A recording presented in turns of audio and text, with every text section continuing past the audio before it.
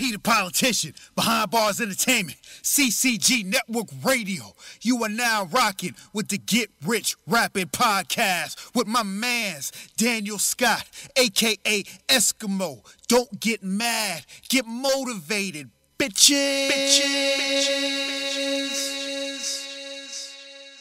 What's good, people? You're in tune again with the Get Rich Rapping podcast. I need to pre-warn you that I am off that gym beam today. So I'm a little bit reckless.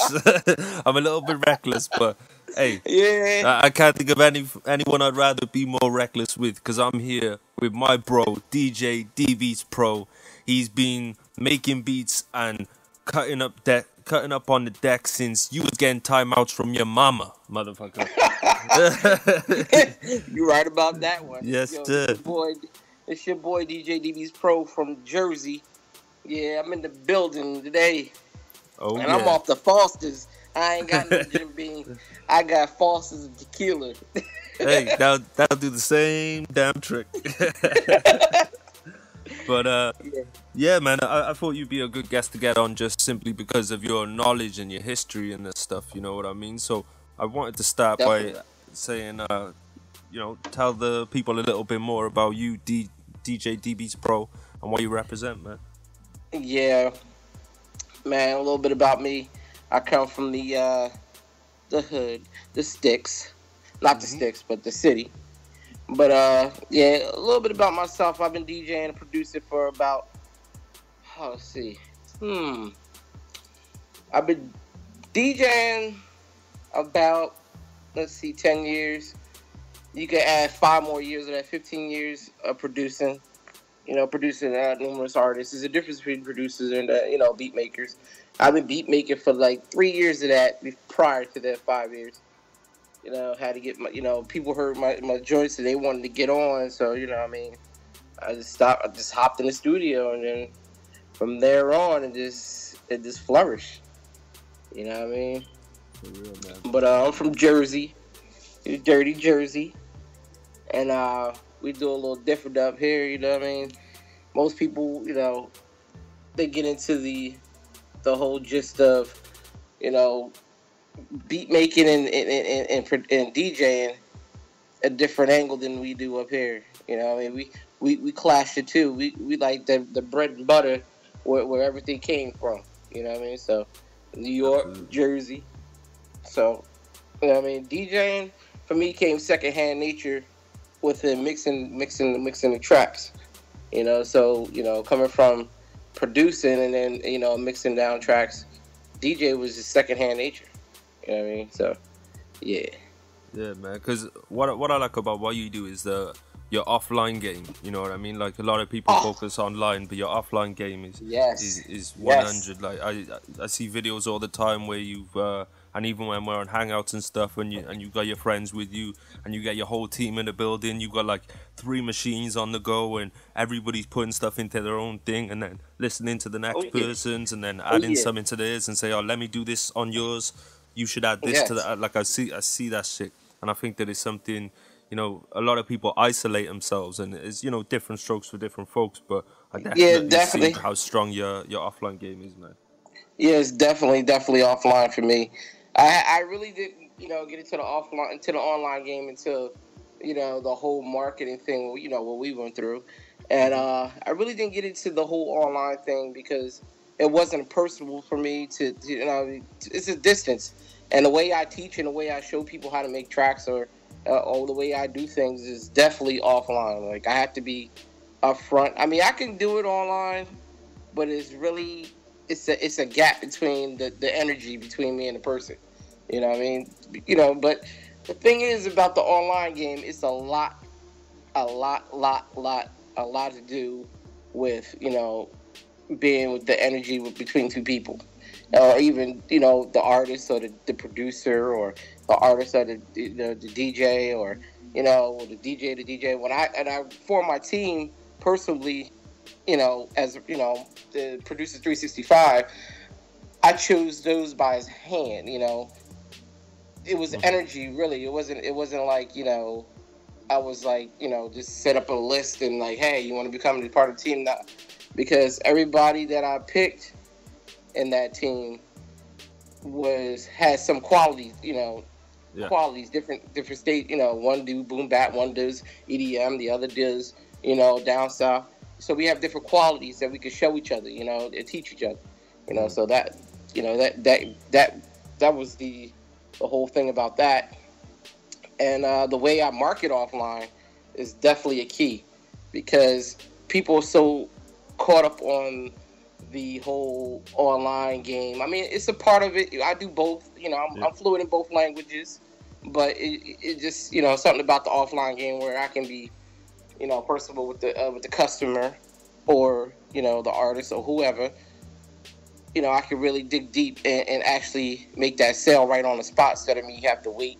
Even though online game is the same same thing, but there's no energy. It's just dead energy. You get what you get. You know what I mean? So at least they could come back to me if they have problems. But that's how it is. Yeah, because I know that you got those. Like the way you are with people and stuff. Like, I got to see it firsthand in Miami, how you just go up to anyone and talk to anybody about anything, and it just comes natural to you. So like, it's a good example for anyone listening. Play to your strengths. You know what I mean? If you are like, if a shy person might want to sit behind the laptop, but if you're confident, like DBeatzPro, like you're just going up to anyone, literally saying anything, like for the whole time we were there, you just look at him, you think this guy's crazy. You know what I mean? Like, we're all confident and shit, but just another level of just his approach. And that's his strength, So anyone out there, man, play to your strengths. But obviously you've been doing this stuff for a long time, like you say, over 15 years. But what do you feel like's changed since when you started getting into music and everything around that? What's changed the most for you?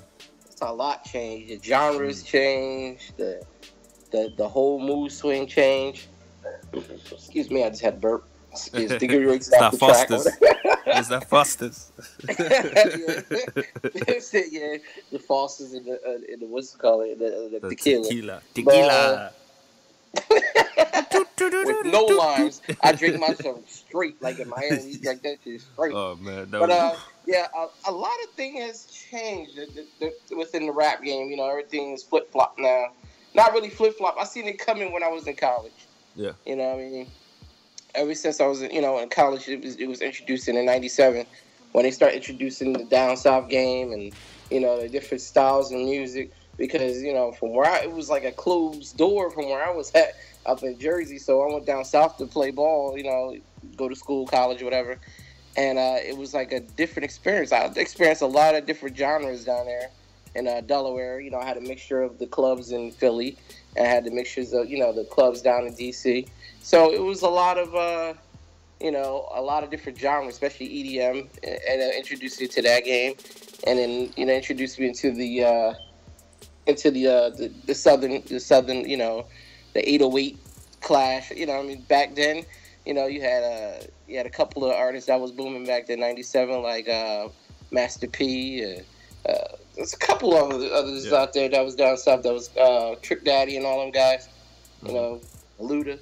So it was coming into that era for me, but it's changed so much now. It's like night and day. Like, for their genre back then and to now, it is a totally, like, you got mumble rappers out now. You got look at them.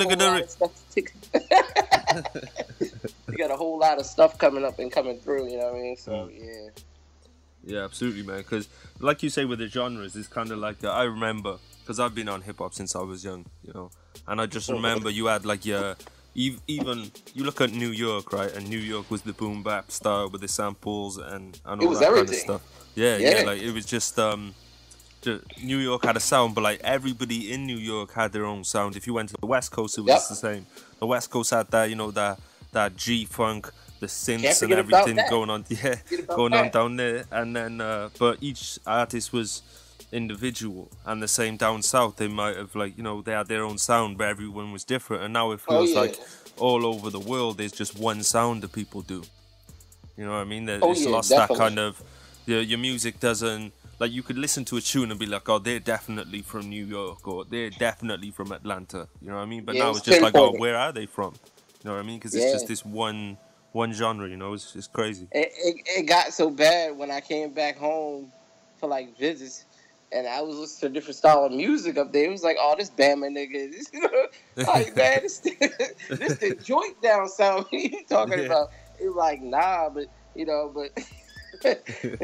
was just a different aspect. He didn't have the ear like I had. Like some of the clubs I went into that I DJ'd at that time was reggae, EDM. You know what I mean? So I had to listen to things that I picked up, and I still pick up now and then. Hip hop is still maturing. You know what I mean? Yeah. But it starts to turn the time where a lot of people are caught up on the whole genre aspect of like boom bap and within this mumble rap, if you want to call it, or the 808s. That's what I call it. Yeah. That 808 is everything is 808 now. Even EDM, they have dubstep with 808s. You know what I mean? So that's what they call trap step or whatever. You know what I mean? So it's just you just gotta pick and choose. But I see everything coming around full circle from when I used to. Everything's starting to come back around. So boom bap is starting to come back around in.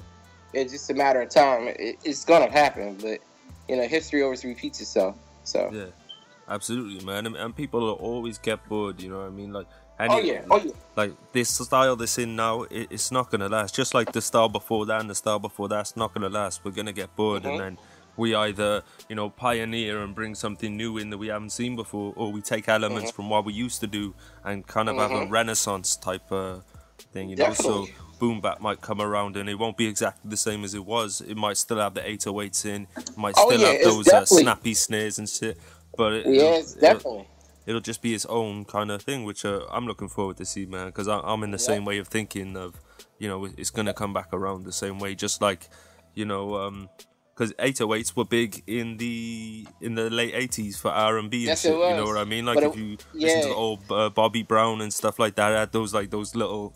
It wasn't the ones, but it was like the do like those kind of 808s. Yep, they were filtered off though. It wasn't as much pronounced as it was now, but there was a lot of filtering going on. A lot of happy synths, I call them back then. That girl is poison. Yeah, definitely. But it's the sound's always been there. It just wasn't as pronounced. Like that's all you use. Like when I make a trap beat or whatever, I always use the snap of the kick at the beginning, and I filter off the 808s. It's a little lesson for some of you guys out there, but so I still has the punch for the kick. And I was showing some of my peoples in Producers 365 when we have our group, and my crew, when we have our group meetings or whatever.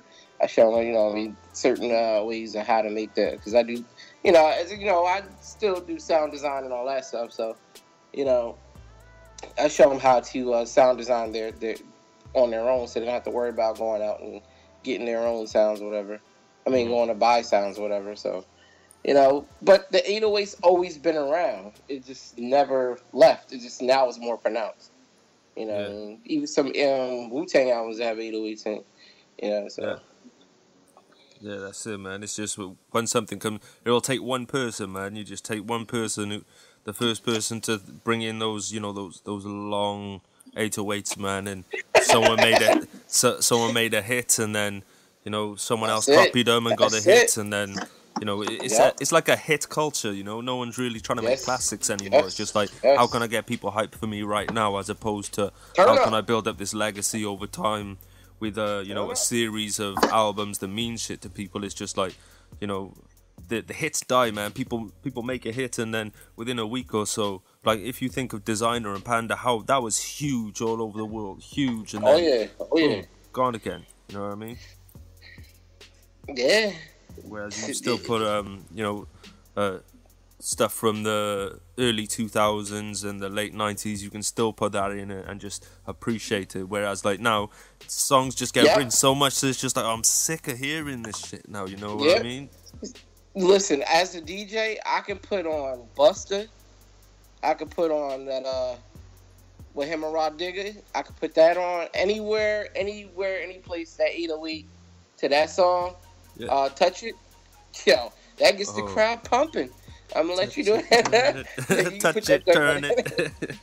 Yeah, that 808 right there, that song right there get the crowd jumping. There's a couple other songs by Swiss Beats. that gets as a DJ. I'm telling you, when you get in there, and you know what I mean, you start DJing. Like everybody in my crew DJs. Also, I wanted to put that down too. So I have the DJ company going residually now, so I don't have to really step into place and DJ no more. So even though I still do, but you know what I mean, I go with whoever has whatever is hitting at that time when I book the gig. So you know what I mean, if it's wherever the most money is, I go to that. So if it's a wedding, I'm going to that. I'll let the other dudes do whatever, and they'll go along with me or whatever. But you know, as a DJ, I could play that song anywhere, and the crowd goes wild. Like no 808s in that song will make the shenanigans raise. Yeah, everybody get all happy. Yeah, you know? For real, man. And I think something with the way the music is now. Is how like the mainstream it's always, no matter what happens, it's always going to be like that 18 to 24. They're the ones that make music popular, and it's like people our age, so like late 20s and early 30s. It's like those kind of artists and those kind of producers are trying to make music that the kids are making. You know what I mean? Yep. And I think the mumble rap and whatever anyone wants to call it gets a bad rap, but that's what the kids enjoy and that's what the kids get down with. It's exactly. It's like people forget they should. If you're in your 30s, man, or your late 20s, that's who you need to be selling to. Is people in their late 20s and early 30s. Yes. Of course, these kids ain't gonna appreciate your music. It's like my dad will be like, listen to this song. You know what I mean? Be like, nah. You know what I mean? I really down with that song. You know what I mean? The thing is so true because, as I DJ and I go to these different places and do different things, there's a young crowd and there's an older crowd. Mm-hmm. You have to DJ to both, but the young crowd is gonna make the older crowd get on the dance floor at all times. You know what I mean?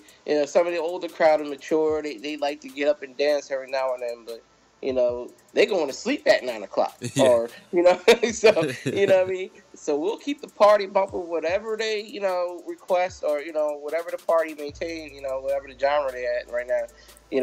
That was what we'd be playing, especially the mumble rap. It's sometimes I get sick and tired of hearing it, but after a while, start catching to your ear, and you be humming in the car like, what the fuck am I doing? But you know what I mean. But it's just sometimes you just gotta go with the flow. I mean, it's not. I used to be like real hard on myself about it because it wasn't about the money for me. Yeah. You know what I mean? So I was just like, nah, I'm not playing that bullshit. It's just dumbing people down and shit. And then after a while, I'm like, these guys like it, so I can't really knock it. As I said before, hip hop is maturing, or it goes through different phases. That's what I call maturing. You know what I mean? So, I can't knock the hustle like James Z said. You know what I mean? I just gotta flow with it. Yeah, for real, man. Because I remember, like J. Cole's last album dropped, and it wasn't the best album he's ever done by a long shot. But like J. Cole is embraced by an older generation, maybe even older than he is. You know what I mean? Yeah. But it just what happened was like he dropped that, and then it was all the younger generation. They did like a campaign on social media to tell everybody that J. Cole was trash. You know what I mean? And I think that I didn't see that. Yeah, well, what it is like the younger generation. I feel like they give older people a chance to. I think the younger generation give older people a chance, and I don't think the older generation give the younger people a chance. Yeah, I can see that a whole lot too. You know what I mean? As soon as I turn on the little Uzis and stuff, I get an older gentleman or an older young lady to come up and be like, "Hey, can you change that song?" You know what I mean? Even if it don't have any curse words in it, you know what I mean? They're like, nah, we don't want to listen to that. But some older generation like to turn up on the clubs. So they like to shake their ass a little bit. So, you know what I mean? I can't, it's a mixed bunch, you know what I mean? You get what you get, you know what I mean? You just got to be prepared. You just got to have everything when you go out there. You know what I mean? Some Latin, I do Latin music also. So we do cater to the Latin crowd and stuff like that. Yes. King Beef in the building. Remember that time I told that girl, yo, my name is King Beef. Just call me King man. Beef. No, you know what the funniest part of that was? Yeah, Is because like dope, yo. I was like, yo, we're going in this club, and we're like, you know, that's kind of like the pep talk before we go. And I said, guys, yo, we all got to come up with some names that we're gonna, you know, if we speak to a girl in here, we got to come up with a name. And I was like, oh, Dame, what you want your name to be? Because I want to be King Beef. I'm like, oh, cool. And he's like, but you know, don't tell her what my name is. No, you said. Oh, what was it? I said, I'll tell her. I said, I'll tell her what your name is, blah, blah, blah. So Dame started talking to her. And, you know, it was my job to say, oh, his name's King Beef. And the first thing you did, as soon as you went in the club, you went straight up to the chick and you said, my name's King Beef. You know, my name's King Beef. Just straight off the top. I was like, okay, all right, I guess we won't stick to the plan. You know what I mean? I guess it's freestyle from here, you know. Oh, man, we had a good time out there, man. I want to do it so bad again this year. I just remember dancing with that fat girl, man. I was dancing with that fat girl in Senior Frogs, man, and she looked like she was gonna try lean in for the kiss. I was like, we gotta end this now. We gotta figure this out. I think we all danced with this chick. Remember the first dance I had? That opened it up, yo. Yeah. When I just that big blimp looking, she looked like an Easter egg that wasn't hatched. Yeah. Hey, yo, my boy was like, yo, the dude that we didn't know that came into the club, he was like, yo, stop hogging on the fan with her. She was sitting there fat ass in front of the fan in front of the club. It was like, yo, you did enough. Yo, get her off the dance floor. She hogging on the fan. I was like, oh, shit. Oh, man, I can't even. That trip is just so good, man. So fucking good. We got to do it again. I want to do it this year. Money's in the cards, but the timing is, I don't know if we have enough time. We can always make time.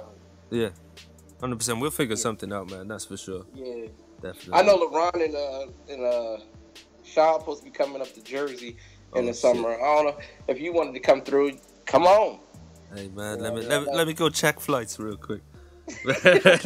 We'll figure something out for sure, man. But I guess seeing as though we're talking about getting money together and stuff, I know there's a lot of people out there that's kind of like struggle, and especially with the online stuff. But you know, you're an offline guy. What are some things that people can do offline to start getting some money together?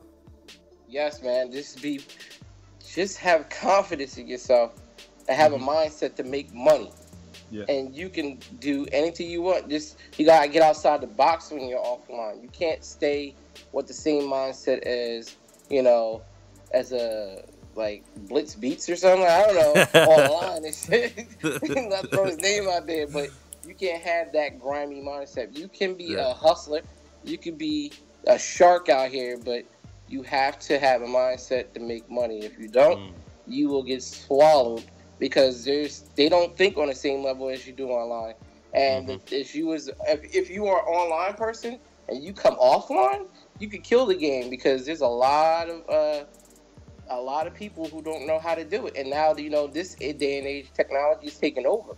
So whether it be phone or computer, you could take the game to another level. You know what I'm saying? So if you can incorporate your offline game with your online game, like I do, then you can kill it. You know, you can open up multiple businesses. You ain't got to keep to state of one, but you got to get outside that box. That mind frame of thinking, not only music, you got to think outside the box. Either maybe it might be buying some other businesses or something like that.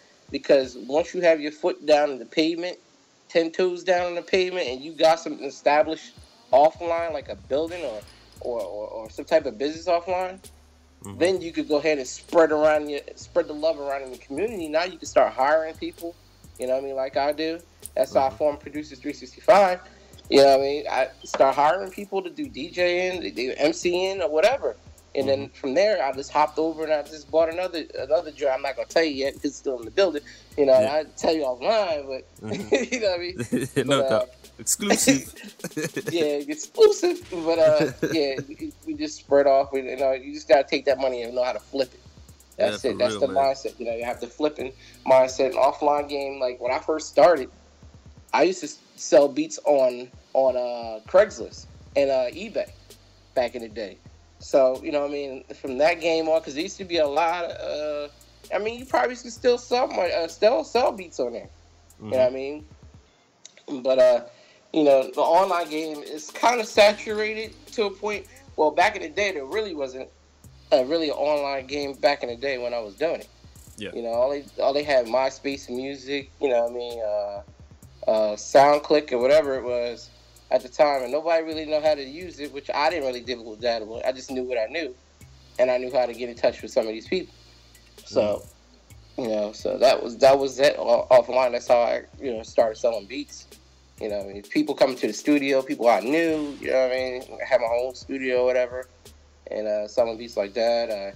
You know, DJing offline. You know, is just dope. But I'm starting to get a little bit into the online DJing, where, you know, I set up a podcast or whatever.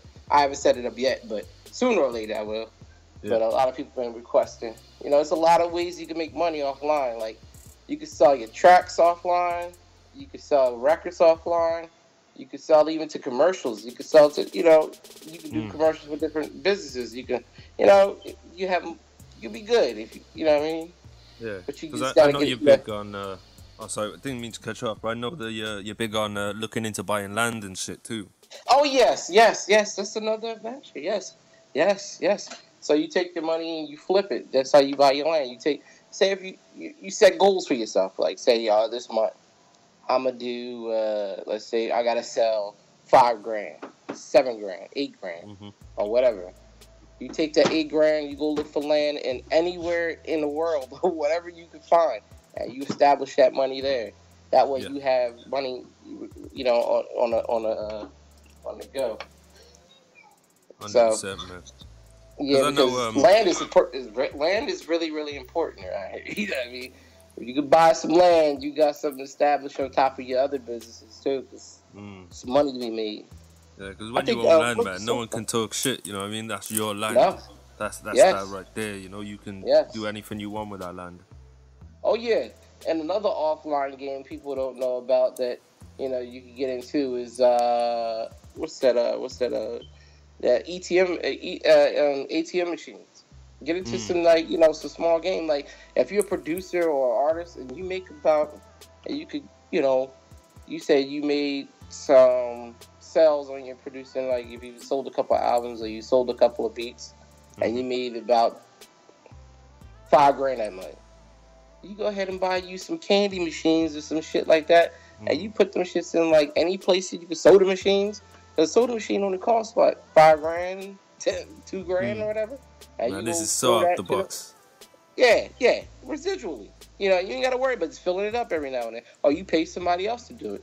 You know what I mean? So that's so outside the box. Yes, because that's how you got to think out here. Yeah. You can't just be thinking, oh, we gonna just get this money and then we gonna pop bottles. Nah, nigga, we gonna flip that. Yeah, you about 5 bottles and you're broke. You know what I'm saying? Yeah, definitely. You take your team, you build a good team offline. You got your boy, whoever's you close with, and you take that team and y'all go ahead, get your empire started.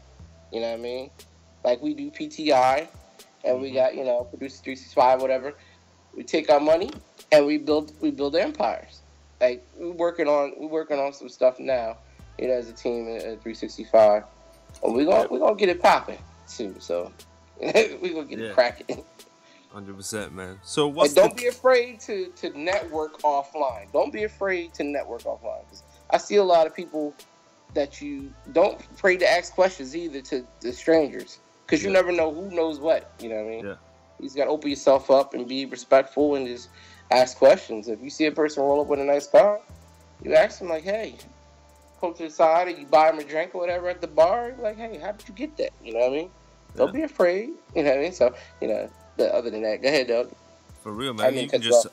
I like where he was going, to be honest, because I think you know, you can pretty much ask your way to success. You know what I'm saying? Yes. Like, you just ask people everything, man. Like I do that. You know what I mean? And the amount of people that just ask me stuff sometimes, and I just give them a little bit of game or something. I see them go out there and do it. You know what I mean? Like people are scared to ask, or they're shy about asking, man. Like, what's the word people gonna say? Oh, no, I don't want to tell you. All right. No. You know what I mean? Yeah, that's the worst. People are so afraid of no. They're not gonna say, "Don't you dare ask me that," and punch you in the face. You know what I'm saying? That's exactly what I was about to say earlier. If they don't want to give you the info, you smack the shit out of them till they turn around. How dare you ask me how I got my car? Wing, bang, bong. A lot of these guys around here, you pick and choose your battles, though, or whoever. Just don't get emotional.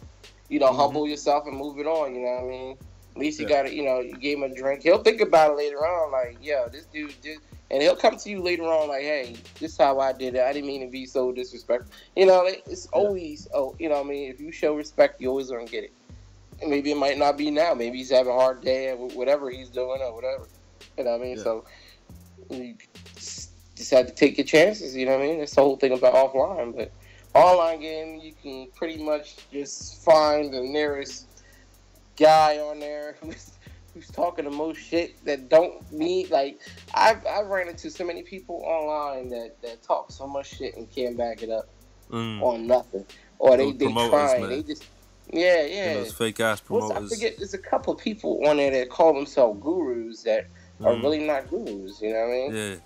They'll be like, I'll teach you how to get, or they'll say, I'll promote you and you'll get 100 likes. You're like, bro, you got 1 like. Yeah.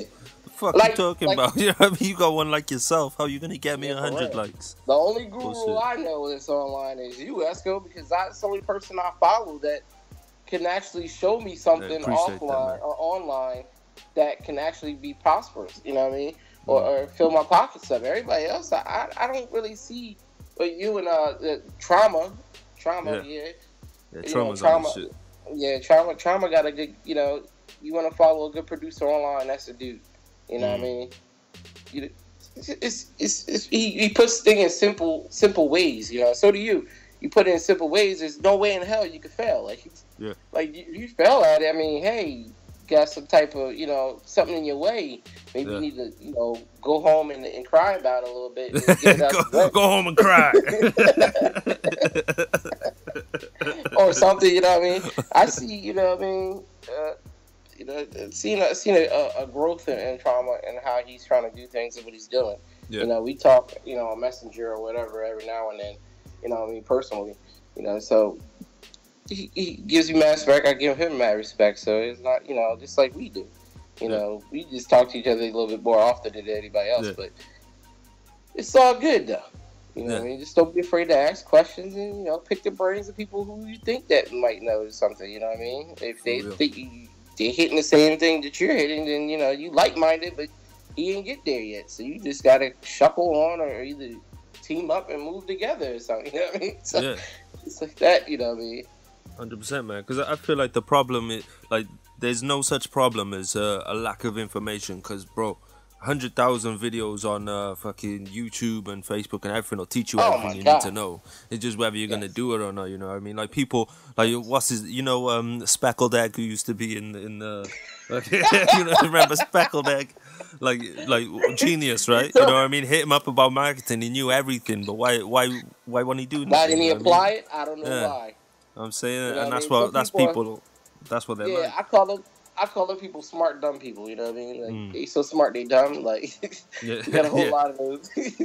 But, they always had to follow somebody, you know what I mean? They had to do what the other person was doing, or else they felt like shit, or they felt like nothing. And I saw it in a lot of people, and they're not true leaders, because, most of the true leaders will listen before they try to solve your problem, or even try to lead. So, those are the people that you really want to, take after. But these guys they're smart, dumb people, they just like to mimic what the person that they were doing. They smart at just copying, and they're not really, doing too much. They just like, hey, I know this and that and this. They call themselves gurus, but they don't put any action in. You know what I mean? So they just backpedaling or moving in different directions for no reason. You know, because they think they know some shit, and they just sit there, but they don't know how to do anything because they don't know how to take action. And the action is really, really, really where it is. You know what I mean? So, For real, because I know some people who, like, they're pretty dumb.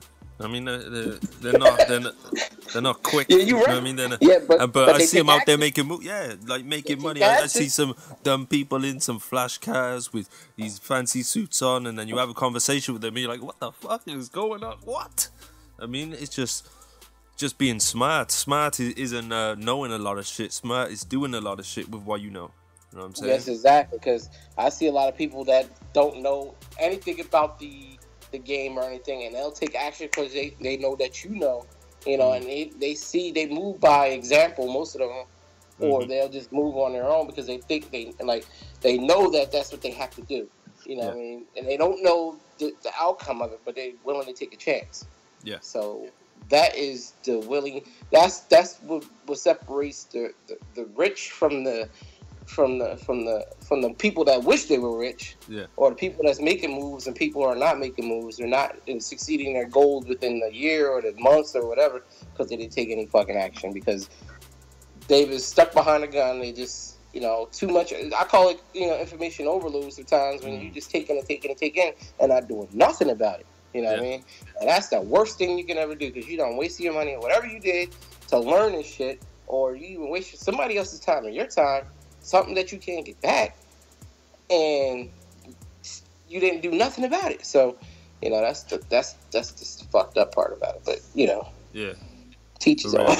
I think some people it's not easy to be smart because it's like when you're smart, you start looking at like say someone who isn't that bright, right? But they're killing it. It's because they're not thinking about all the things that could go wrong. They're not thinking about what if I make mistakes. They just haven't got that depth of thought. You know what I mean? So they find out, so I've got to do this, okay, and they'll just do it. Yep, exactly. You know what I mean? Instead of thinking, but how should I do it and when should I do it and why should I do it and all that shit. No, do it, bro. Yeah. And there's another thing where people are scared to fail. Yeah. You know what I mean? Most of these empires that people build are from failing, you know what I mean? At least 5 or 6, 7, 8 times within the month, you know what I mean? Because you got to try different shit if you want to try to make it, because you got to find your lane for one, especially offline.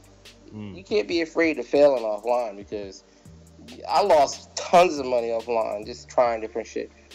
And online, you know what I mean? So it's not a factor of, I'm not just pick your niche and pick your lane and try to perfect it, in different ways. But you can't be afraid of failing at it at first, because if you're afraid of failing, you might as well kiss whatever you had that you thought you was gonna have out the window, because that thought pattern right there will kill any dream, any money making, any action that you ever had, because you're scared. And that's just, I don't see a fucking point in even trying if you're scared of failing. Yeah, 100%. You're gonna fail. Like I don't care who you are. I don't care how perfect you think your plan is. You're gonna fail a few times. Yes. You know what I'm saying? Like, it's gonna be something coming. Like, it's plenty of times when I felt as DJing. You know what I mean? Walk out, the crowd is dead. I'm like, oh shit, I didn't pick a certain song at a certain time, or I'm trying to pick. There's tons of people coming at me requesting music. It's all different types, even when producing. I got a whole bunch of starters, a whole bunch of whatever, and I don't come through because this sounds fucked up, or I didn't put this in there, and now I didn't market it right or whatever online. It's all different types of shit. But I spent the money on other bullshit instead of taking action and then taking the proper steps and then pushing it out there the right way. You know what I mean? So it's it's different those ways. things are plans, man. Plans is like people make plans about situations they have never been in, so they're making plans on something they assume the game or the playing field to be, and then they step on the playing field and it's like, this isn't what I imagined. You know what I mean? Well, no, because you had no experience in the field, no experience in the game. You thought it was going to be this way, looking outside in, and then when you got in, it was a whole other. That's why I say embrace the chaos, man. This shit is chaos, and if you don't know what's going on all the time, just know you're in the game. You know what I'm saying? You're in the game when you're like, whoa, shit. Yeah, don't be afraid to raise your hand or ask somebody. There's no dumb answers when you coming down to it. There's no dumb questions. There's no answers, but but it's all becoming that mindset I was talking about at the beginning. If you have the mindset of, of making it, and you don't care what determines you're going to make it, then your mindset, and you could bring about anything, the affirmations or whatever, the call to action, or not call to action, the what do you call it? The oh man, when you speak about it, it comes in. I can't remember the name of it. I'm a little tipsy right now, so everything's. Yeah, I feel you on that, bro. I'm feeling the level.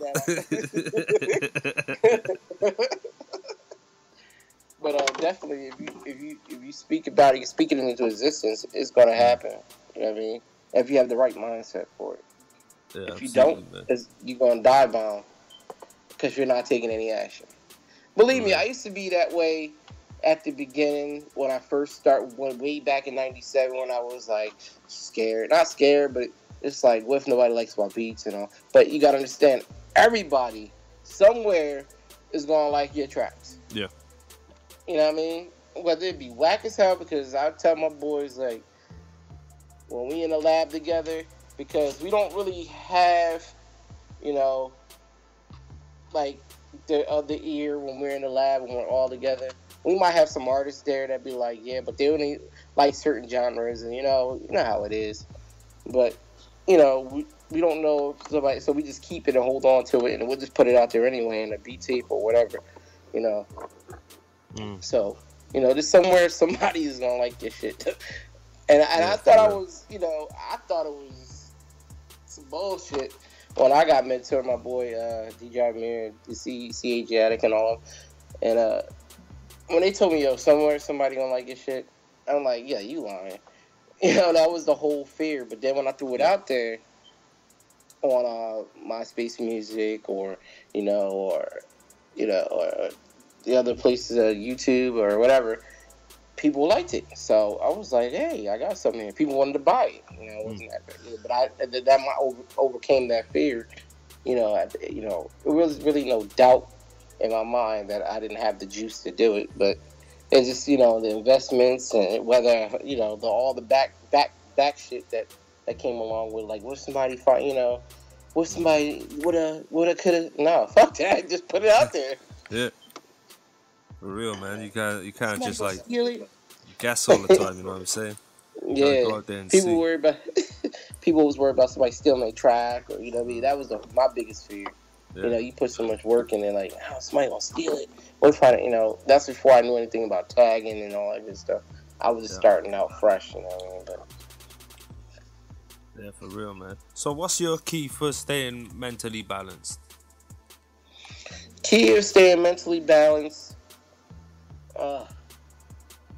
Just walking out, looking at my kids, pretty much. Yeah, that, and just enjoying life as I go along, and the shit I got planned to upcome, in the future for my business and me and my personal wealth, being financially free. I don't buy into the whole, I do buy into the whole. I can't really say I can. I see it. The whole laptop lifestyle crap that they promote online and all that.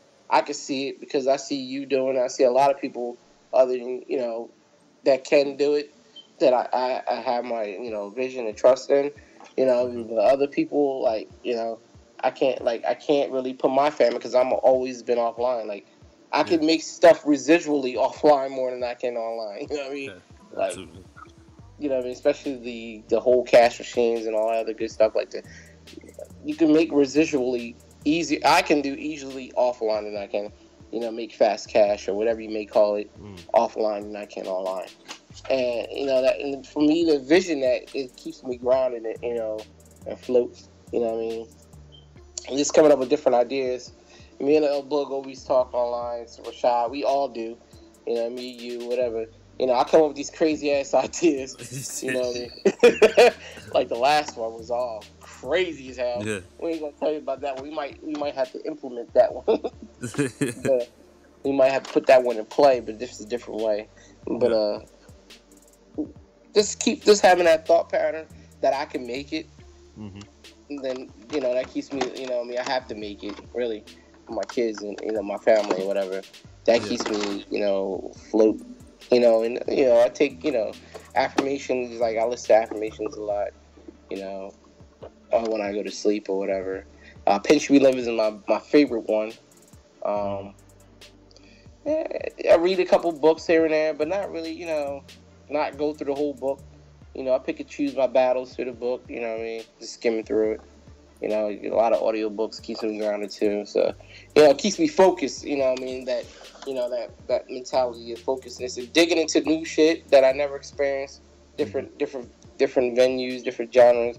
That always keeps me grounded, especially when I'm making EDM music. That's just so, when I do EDM, man, it's when I produce EDM. I have another album coming out pretty soon, dubstep. But when I it just takes me to a different plane. Like it has to be dark in my room for me to make it. It is crazy. You know what I mean? So I have to be in front of the joint at a dark time. But yeah. It's just, having family around you keeps you grounded at all times. Friends and family that you could trust and you could build with. That's it.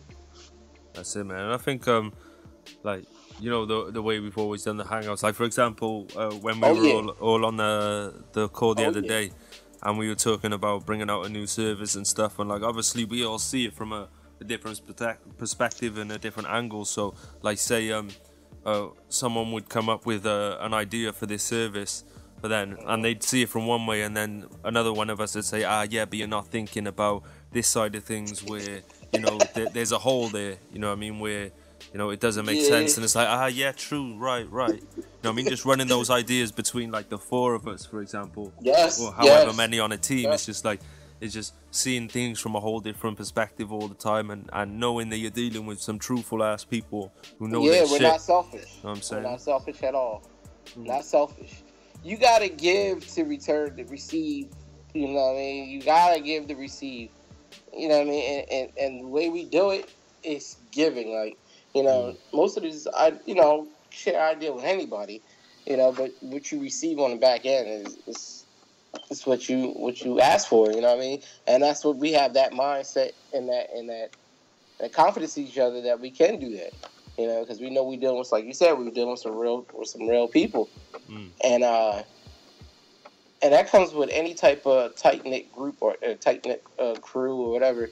I mean, if you believe in that person and you know that person, and you could actually have some confidence in that person, then you always gonna get the positive feedback that you need, or the right feedback. It may not be positive all the time, but as long as you get the feedback that's gonna set you grounded and keep you focused. You know what I mean? Not keep you, stop lying, because as a person, you shouldn't be lying to yourself at all. But, so you got these groupies, people that come in the studio that want to get down. They see you making moves and all this other stuff. You know what I mean? You got to weed them people out. Yeah. Because they're not grounded, and their mindset is not grounded. You know what I mean? They have their different agendas. They come over with secret agendas. They're going to get this paper real quick and they're going to bounce. Or whatever they got going on. They want to get whatever they want to try to use, whatever. Mm-hmm.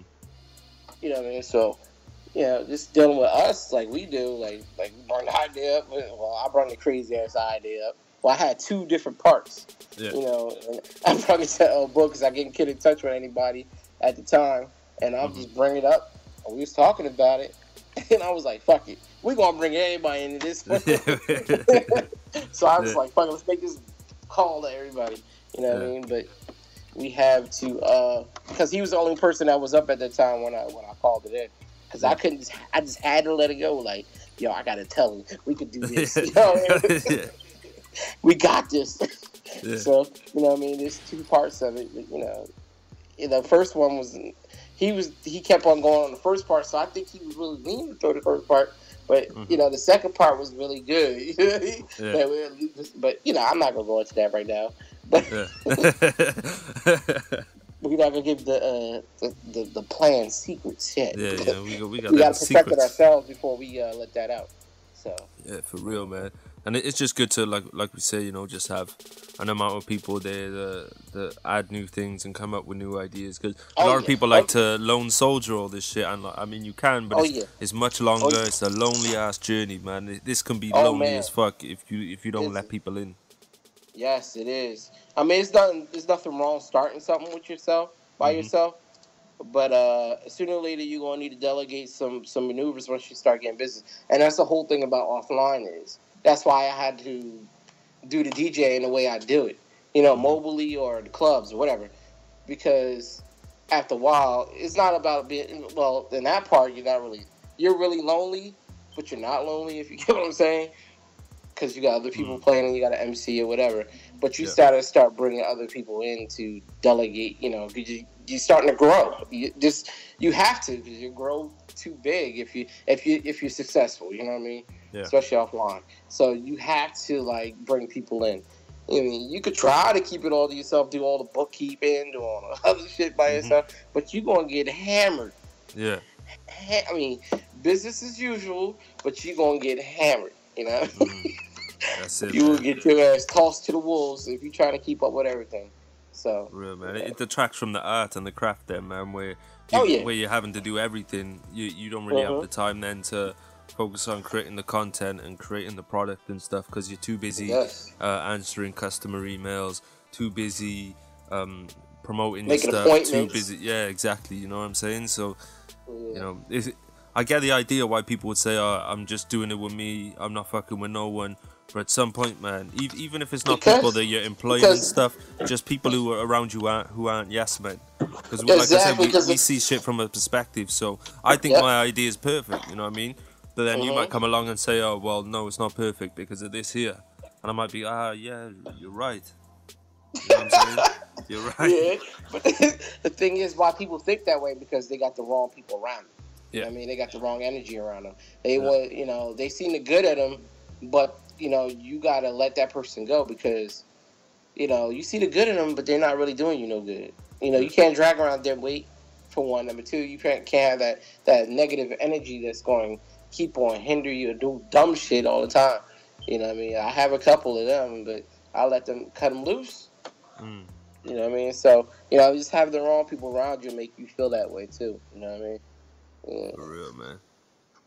Hey, everyone out there, man, get yourself a circle.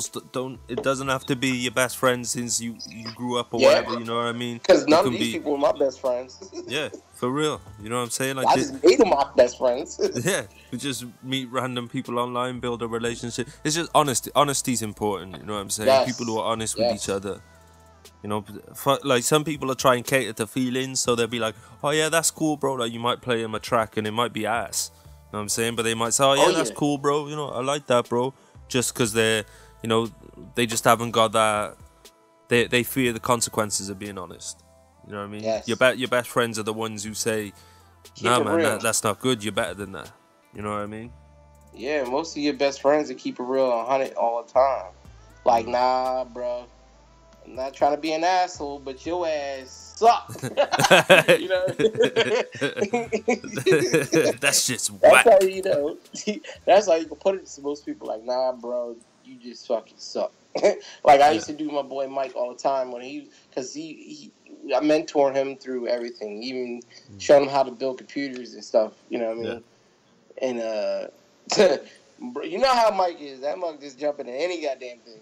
But at the beginning, his shit sucked. I wasn't the best producer at it, by far at the beginning. But just the shit he was bringing to me, I'm like, nah. It's like a whole bunch of pans and pots clanking and banging. I'm like, oh, hell no. But nah, but he got 100 times better. He's a good producer. He's one of the, that a lot of people don't hear his work. You know what I mean? But he's up there, though. He's good. Yeah. Progress, man. It's like if you stick with something for long enough, it's gonna... I mean, no matter how whack you are at something, you keep sticking with it, you keep practicing, you're gonna get good. I mean, I remember seeing, like, certain rappers that, like, I listened to their shit, I was like, oh, nah. You know what I mean? But nowadays, I think, okay. I mean, okay, you've been working on that shit. I even tested the roots of even freestyling. Like, I make beats. People didn't know that, I hop on a beat and freestyle sometimes. Remember in Miami, we was up there killing it. We were but, killing I get a little violent on my freestyles and shit. Yeah. But it took me practice to get to that point, you know what I mean?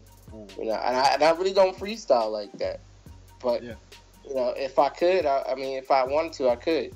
But I don't do it on my own tracks, but yeah, it is what it is. Do it for fun, you know what I mean, and just put that in there where it feels right.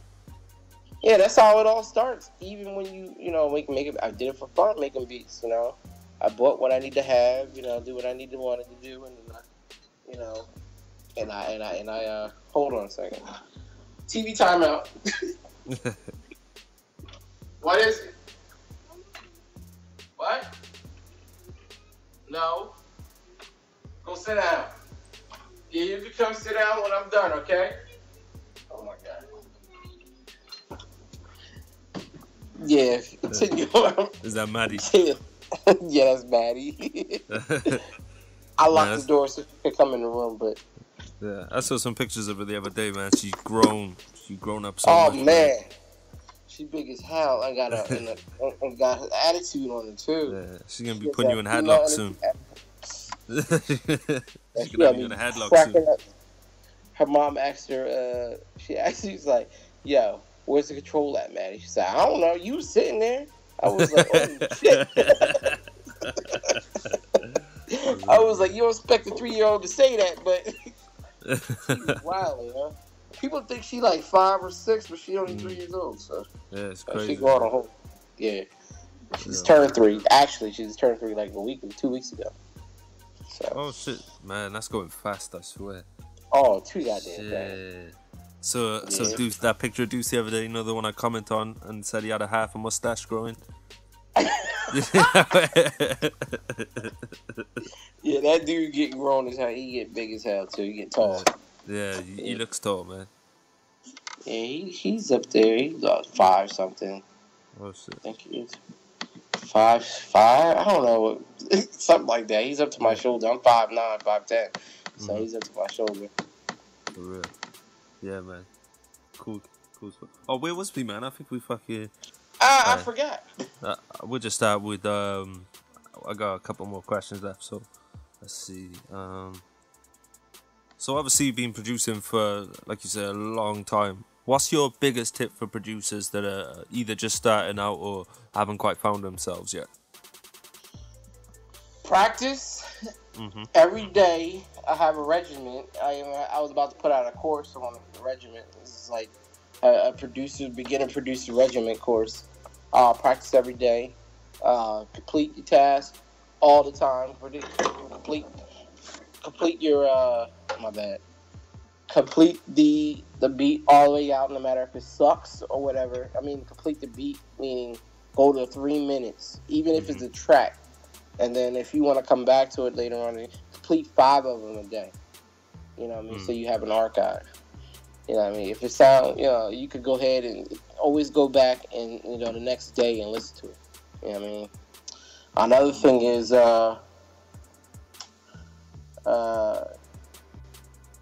go out and, you know, and meet new people, because you never know who can be your next artist. And, you know, think outside the box when you produce them too, because you can also sell this music not only to artists, you can also sell to, you know, commercials. Get you a nice ASCAP BMI. That's what we're setting up now with my group Producer 365, helping them go through it. Setting up, because I'm getting what's it called already? I'm getting royalties and stuff already from the last year from the beats and stuff that I have put out. Most of it is from my EDM records that I put out. So I'm also an EDM artist, dubstep artist. So I'm not singing. It might catch me in the track just saying something. But it's not really. My first album I put out is streamed, so I'm getting royalties and stuff from that. So as a producer, just, you know, get outside your box. Always try to do maybe, like, as a beginner, maybe 3 genres, so you can keep the money flowing. Because if you just stick to one genre at the beginning, then you're not gonna, you know, later on in life, you're not gonna be willing to play other genres. And I see that with producers that I teach, because they come in with just one genre in their mind because somebody's killing it. You know what I mean? I'm like, nah, bro. Tomorrow I want you to do this. I want to hear some EDM. Or I want to hear some reggae or whatever. You know, some reggaeton or whatever.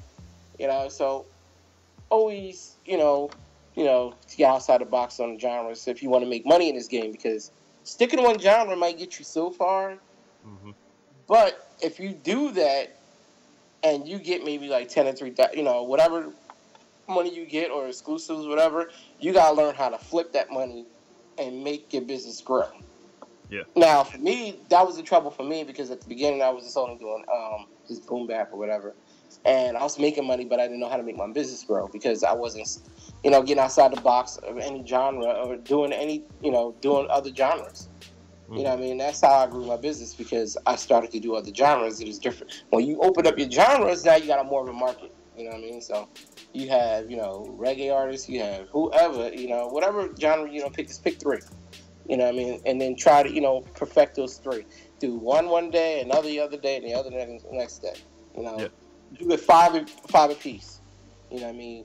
And then kill it. Just do it. And I guarantee you, by the end of the month, if you stick to that regimen, you'll be good. So by then, you already perfected the sound. And go ahead. If you got to, what I do when I was, and I still do it to today, is I go on to like Pandora and I listen to other genres, and I try to pick the things that I can listen to that I can perfect. So yeah. you know what I mean. So this it's like a warm up course for me. Like, all right, I know how to start this track off. I know, and I just implement it. You know what I mean. And copycat a track until you perfect the track, and that's how we doing it. And then once you get that, not saying don't copycat it to the point where you got to do a voiceover or whatever. I'm just saying for practice purposes, copycat the track until you make it. So, learn how to fucking make the genre and then put it together. Other thing I would tell you to do is when you get out and meet people, like I told you before, just be respectful. Humble yourself. You never know who you're gonna run up on, and try to do as some of you producers that are experienced. Try to put out more beat tapes, and try to put out albums of your joint. You ain't gotta sell to the normal artists. You can sell to the public. Mm-hmm. They love to hear different tracks. Music sells. Music moves people in different ways. You know what I mean? So. If you're trying to get out your job or whatever,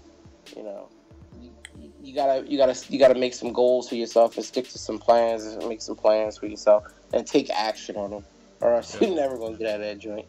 You know what I mean? But other than that, as a DJ, practice all the time. Like when you get a chance, like I practice maybe like twice a week. Always download new music. Always keep your ears to the street, underground music or whatever. Learn new equipment, because I'm fluent in both languages as a tractor and Serato. So I can hop on anywhere in the world, and I can hop on somebody's set, and I can just do what I need to do.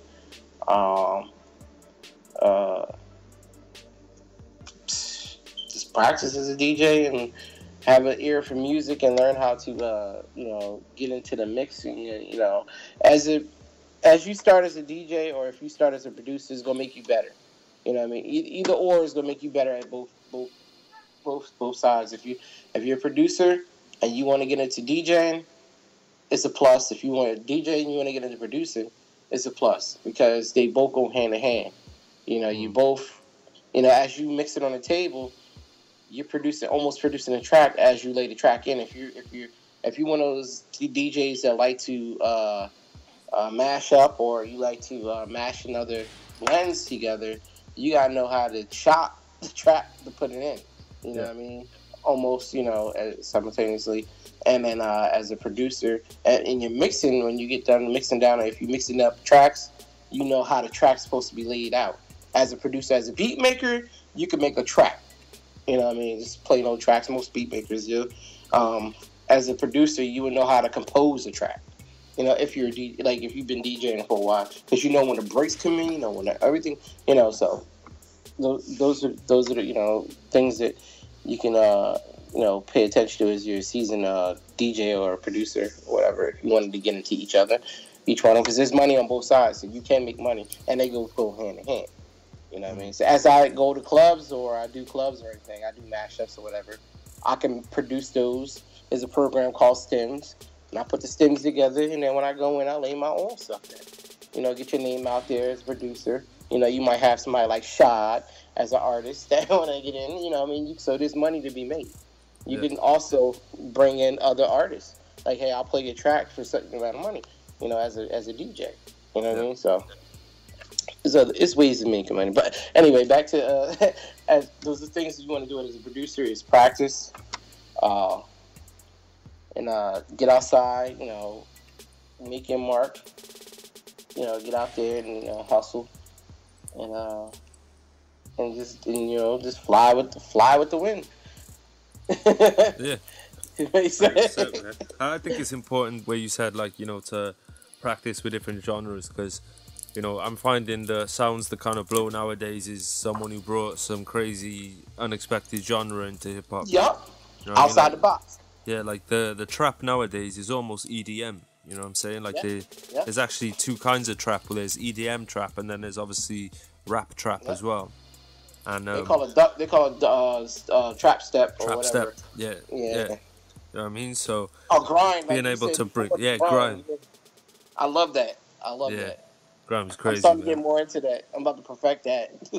Yeah, it's crazy. I've noticed there's a lot of interest over in the States, and the way that it got the interest is a lot of YouTubers, man. A lot of YouTubers have built YouTube channels, like Americans, by reviewing UK grime music, because UK grime being like a young genre compared to hip hop and anything else. It's like we're putting our feelers out in the world to say to see who else is feeling it. So there's a lot of YouTubers who are feeling it and sharing it with their American audiences. So I definitely think the young crowd. That's then again the young crowd.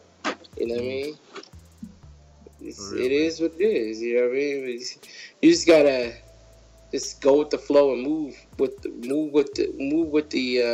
emotion, as I say, with music, because it never stays still. You know, energy never stays still, and that's all music is energy. So, just like when you die or whatever, the music never dies, neither do you. So, like everything is energy. So, it is what it is.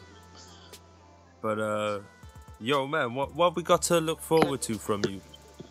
What's coming next from you?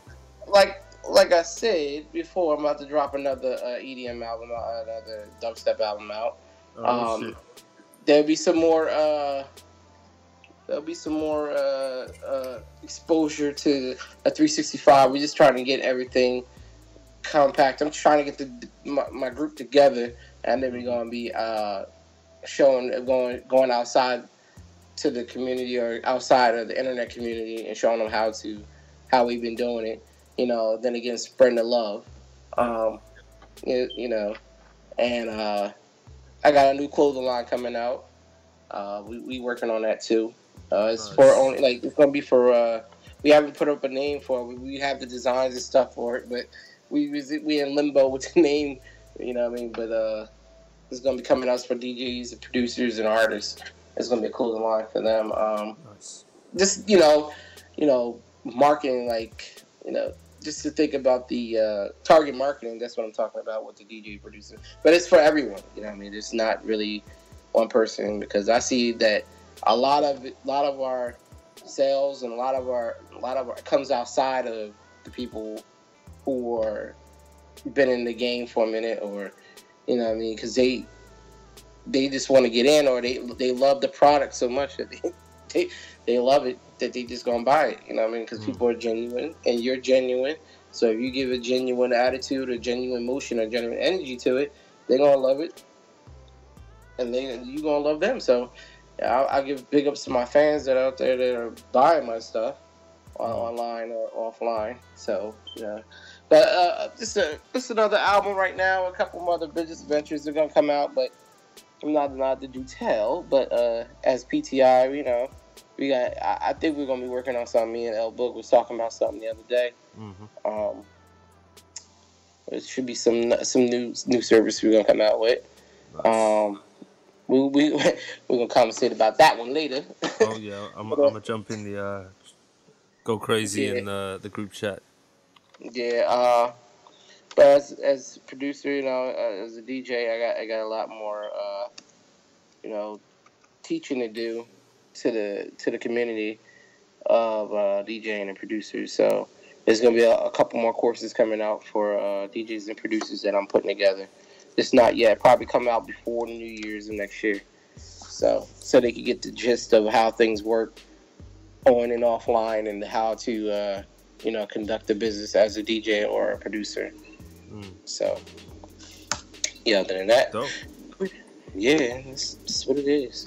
No doubt, man. Well, it's been great to talk to you. I think that you've got, like, especially the offline stuff, because a lot of people, they're not popping online yet, and they're trying to get popping online, but they still haven't. But there's stuff they can do offline. You know what I'm saying? Like, I see a lot. I see a lot of online guys on there struggling. I want to reach out. I reach out to some, but they just don't respond back, whatever. Or some people are in my inbox a little bit too much on how to start the LLC and all that good stuff, which is good. I give teachings on that too, and showing you how to start your business offline. But there's a lot of people are struggling online that they could be doing so much offline, and they could have the game going for themselves. Because if you have the online, capabilities and knowledge, you could bring that aspect offline. You know what I mean? So you get, you catch them all like Pokemon or whatever you want to call it. With, you know what I mean? Pokemon. You know what I mean? But, it's the way you design yourself to be be off and offline and online, and that has a lot of accountability when you want to put something out there. So it's a lot of people are struggling online because for one, I mean, I think the market is a little saturated. Maybe you say, I don't know, but there's a lot of money to be made online also, just that they're not doing it. People are thinking narrow-minded online. That's why they're struggling. Yeah. And I see, I'm like, why are you struggling with this artist? Like, you could be doing so much. You could put a beat tape out. You could put a CD out. You could put an album out. You could put anything. As a producer, you don't have to. You could send this junk off to commercials. You can be having so much, residual money coming in. That I not perfected, but that I use to my gains. Also, and offline. You can go ahead. You have your people out there. You build a team. You got a team of people that can do, spread the love, and they're doing different things. So we're all coming together. You know what I mean? So there's a lot of things you can do offline. I see people struggling online. That doesn't make any sense. You know what I mean? For real. I mean, offline people struggle too, but it just, lack of knowledge or lack of emotions or taking action. Because if you're in front of somebody, that energy, if you have that energy to drive and people see it, then they're going to react on it also. So there's no, it is what it is. It is what it is, man. But yeah, dope chat, man. Anyone out there listening, if you want to, follow this up, and I'll put all the links in the description for you to go reach out to DJ DBeatzPro. Like I say, if you need help with your offline stuff, if you need help with your LLC or whatever else, I know he's very generous in terms of helping other people out and shit. So, hey, don't say no one's out here willing to help you guys, because they are. Yes. Like we were saying earlier, ask. Just ask. Yep, just ask. And most of the people that I have offline were asking me. So, and I just formed a team with them because they had the genuine character that I was looking for, or we were looking for as a team to make it happen. So it is what it. I mean, I show anybody anything. I don't charge most of the time. I don't charge. So you can pick my brains about anything, because I know once I give you something, I'm gonna get some return. Regardless, it doesn't matter. Maybe some type of other energy somewhere else, pulling from some different cosmos or whatever. And so, it doesn't really matter to me. But just keep it in your mind. If you want to do, even though time is money, but you got to give a little to give a little to get a little. You know what I'm saying? Better grease them palms, you know what I'm saying? But yeah, man, thank you for coming on. I know the audience is going to appreciate that. Just want to shout out everyone listening in.